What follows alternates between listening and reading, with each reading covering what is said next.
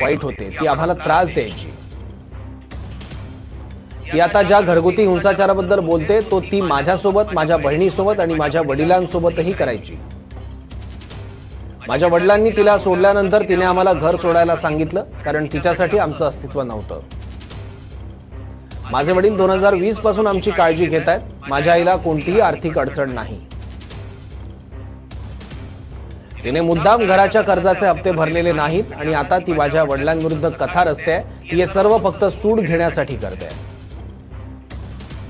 तुम्ही होते घरामध्ये, तुम्ही होते ना, काय केलं मुलांनी?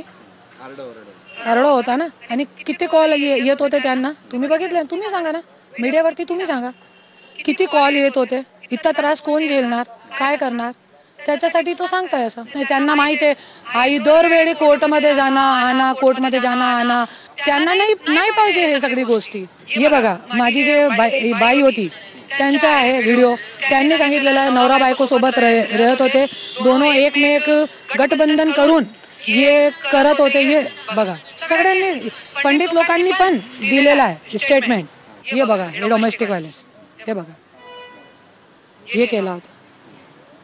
आणखीन बघा, ये इसमें है ना मुंह के 2 टुकड़े होते बच गए थे, मुंह के 2 टुकड़े होते।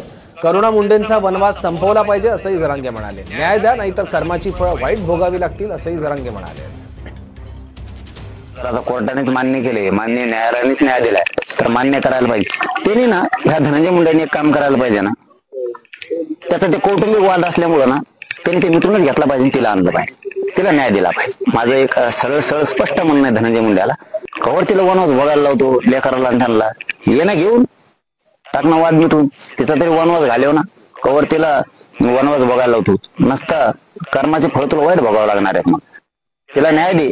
आमचं हेच म्हणणं आहे, तो ज्या वैयक्तिक मॅटर मध्ये आम्हाला पडायचं नाही, तो तिला न्याय दे, वाद मिटवून तिला घरी घेऊन ये। अक्षयच्या आई वडिलांच्या निर्णयावर आव्हाडांनी ट्विट करत हा सवाल केलाय। अक्षयच्या आई वडिलांवर प्रचंड दबाव टाकण्यात आला होता असे आव्हाड म्हणाले।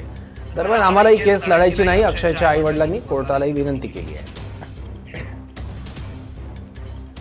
काय ट्विट केलं आव्हाडांनी? उच्च न्यायालयाने या केसमध्ये लक्ष घातलं आणि चकमक खोटी असल्याचं सिद्ध झालं आणि कारवाई करण्याचे आदेश पोलिसांना दिले।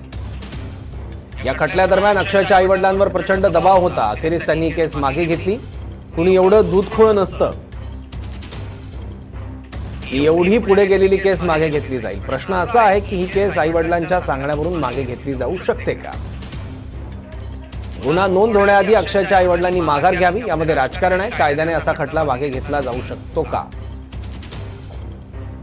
गुन्हा दाखल करणं पोलिसांना क्रमप्राप्त, कायदा इतका पायदळी तुडू नका, अक्षयचं भूत तुमच्या मानगुटीवर बसणार हे नक्की।